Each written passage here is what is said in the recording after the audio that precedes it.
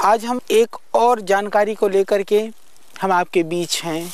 ये जो आज मैं लेकर के बैठा हूँ, यह औषधि के रूप में नहीं, अभी तो भोजन के रूप में हम ज़्यादा इसको पहचानते हैं। इसको जौ के नाम से हम जानते हैं। आयुर्वेद में हम जौ को यव बोलते हैं। इसके बहुत सारे नाम हैं। इसको वैद्य भी माना गया है और इसके अतिरिक्त इसको धान्य राज कहा गया, जो अत्यंत गुणकारी, अत्यंत लाभकारी अनाज है और इसीलिए इसको आयुर्वेद में एक औषधि के रूप में भी कहा गया। जिसको पेशाब कम होता है, जिसको पेशाब में जलन रहती है या जिनको बार बार पेशाब जाना पड़ता है, उन रोगियों के लिए भी यह एक बहुत ही सरल और बहुत ही कारगर प्रयोग है। मात्र 10 ग्राम जौ, 5 ग्राम तेल और 2.5-3 ग्राम ले लीजिए मेथी, तीनों को रात को मिट्टी के बर्तन में भिगो करके आप सेवन करें तो इससे अंदर की गर्मी शांत हो जाएगी, जलन और दाह भी शांत हो जाएगा। जो पेशाब रुक रुक करके आता है उसके लिए भी यह लाभकारी है। आयुर्वेद के अंदर एक और बहुत ही प्रामाणिक और बहुत ही एक दिव्य प्रयोग है इस जौ का, उसको हम यवक्षार बोलते हैं।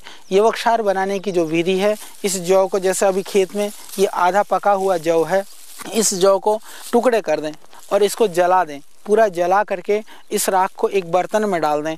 बर्तन में डाल करके हर 10-15 मिनट में उसको अच्छी तरह से हिलाते रहें। हिलाने के बाद में सारी राख नीचे बैठ जाती है, ऊपर कुछ तिनके वगैरह तैर रहे हों उसको निकाल के फेंक दें। फिर उस पानी को नितार लें। नितारने के बाद में उस पानी को पकाते रहें, धीरे धीरे उस पानी को पकाएं। पकाने के बाद में वह पानी गाढ़ा हो जाता है। गाढ़ा होने के बाद में उसमें से एक थोड़ा सा मटमैले कलर का आपको एक द्रव्य प्राप्त होता है, उसको यवक्षार बोलते हैं। यवक्षार का मतलब हो गया कि यव का जो सार है वह है वो। तो यवक्षार बहुत ही लाभकारी है बहुत सारे रोगों में। यवक्षार को दिव्य कहा गया है, यवक्षार को अमृत कहा गया है। तो हम आयुर्वेद में जो किडनी के रोगी हैं, उन किडनी रोगियों में हम यवक्षार यूज़ करते हैं। यवक्षार और हम यूज़ करते हैं पथरी के रोगों में, मूत्र संबंधी रोगों में आप पानी से ले लीजिए, खांसी के लिए आप शहद से ले लीजिए। एक समय की मात्रा आधा ग्राम से 1 ग्राम आप सेवन कीजिए तो आप देखेंगे कि आपके लीवर के लिए यवक्षार बहुत ही लाभकारी है। बहुत सारे रोगों में, किसी भी रोगी के लिए, किसी भी रोग के लिए बहुत ही निरापद यदि कोई अनाज है तो वह वास्तव में यव है। आज जौ को जितना प्रचारित किया जाना था, जितना इसको स्थान मिलना चाहिए था, आज वो नहीं मिल पाया है।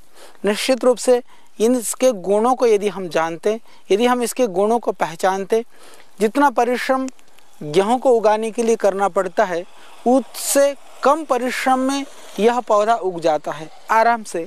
लोग भी उस जगह पर जौ को लगाते हैं जहाँ गेहूं कम होता है, जहाँ पानी कम है, जहाँ भूमि बंजर या पथरीली है, वहाँ जौ को लगाते हैं। परंतु जौ अत्यंत गुणकारी, अत्यंत लाभकारी अनाज है।